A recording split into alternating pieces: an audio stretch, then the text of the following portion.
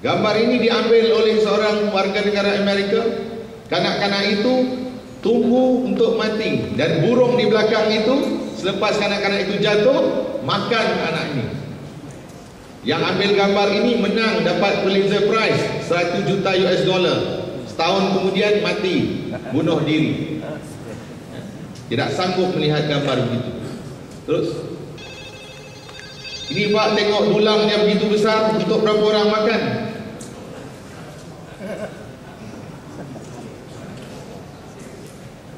Terus yang ini, budak itu masih cuba mencari susu daripada ibunya. Terus tu makanan yang terlalu banyak untuk orang yang sakit. Terus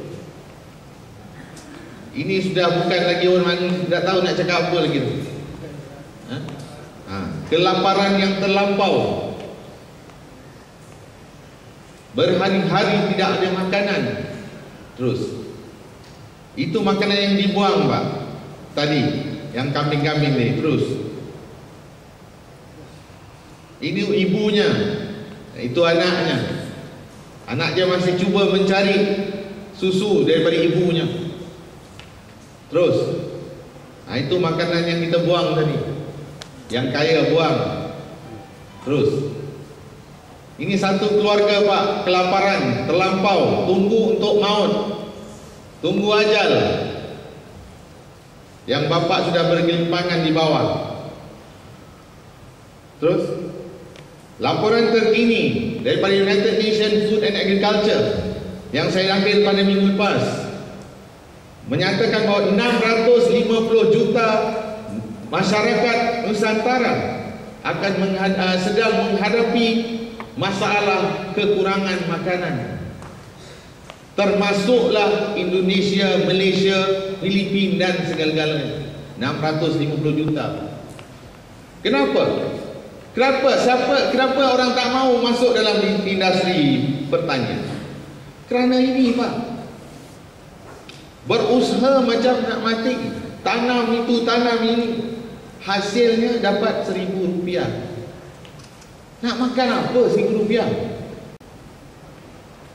Tapi percayalah, kalau kita yakin pada Allah dan seluruh masyarakat Indonesia, buang rupiah ini hari ini dan gunakan dinar dan dirham besok, bapak-bapak dan ibu sekalian lebih kaya besok daripada hari ini.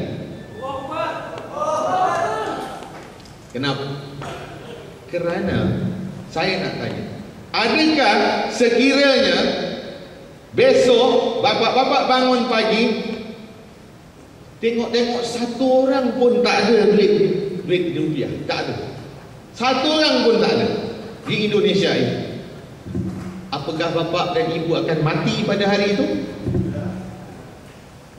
Siapa yang merasakan bahawa dia akan mati? Oh, matilah aku kerana tidak ada rupiah sudah. Di bank semua tutup kerana tidak ada rupiah. Kita terlalu taksub Pak, kerana Yahudi dan Nasara telah mempengaruhi kita sejak daripada kecil selama 300 tahun supaya kita terima inilah wang.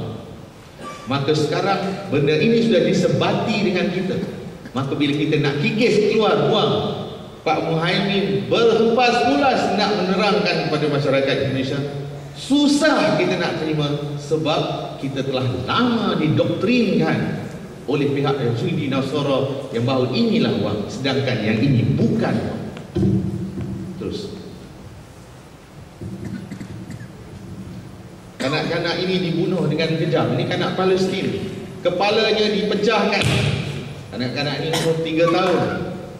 Kenapa manusia begitu kejam? Terus itu saya rasa mungkin masyarakat Indonesia, mungkin Jemaah Al-Fatah tahu tentang Rachel Corrie, seorang aktivis perempuan di negara Amerika. Rachel umurnya 23 tahun, pergi ke Gaza, cuba menahan bulldozer itu daripada merobohkan seorang rumah seorang Muslim, di mana rumah itu ada orang-orang sakit dalam rumah tu. Perempuan ini tahan dengan diri Dia menahan dirinya supaya bulldozer itu jangan robohkan rumah itu. Tapi apa yang dia buat? Terus bulldozer tu terus langgar dia, Pak. Dan dia mati. Terus tu mayat dia di situ. Ini apa yang angkara orang-orang Yahudi, Israel.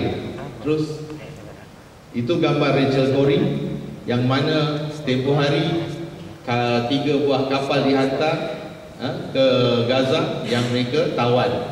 Ini kes baru, Pak. Dua-dua ini dibunuh. Kalau orang kafir, dua orang kafir sanggup membiarkan diri mereka mati, yang saya tak tahu apa yang Allah nak bagi, kita ni buat apa? Kita ni buat apa di sini? Kita tengok je. Dan kita masih menyanjung wang yang jijik, yang jelek. Langsung kita tidak mahu rasa kotor. Aku bawa challenge. Ini macam challenge aku bawa. Kita tak mahu rasa begitu. Kenapa? Kenapa susah sangat? Itu yang saya ingin tanya ummah sekarang. Kenapa? Terus, sedangkan kita memiliki dinar, Allah dah berikan kita dinar, dirham, untuk ini wang sunnah. Kalau ada wang sunnah, nak lawan apa lagi? Nak kata ini tak bagus? Siapa berani cakap yang Rasulullah kata itu tak bagus? Siapa yang kata simpan janggut kolot? Ini dia ni nak naik unta. Naik unta tu yang lagi bagus daripada naik mobil. Sebenarnya naik kuda lagi bagus, badan lagi sihat dan sebagainya. Naik mobil semua macam-macam penyakit dapat.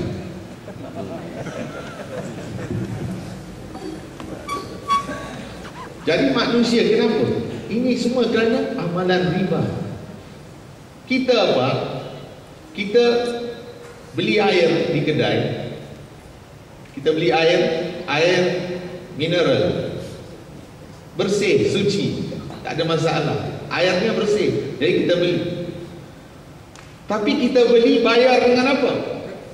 Kita bayar dengan telinga celeng, dengan hidung celeng satu.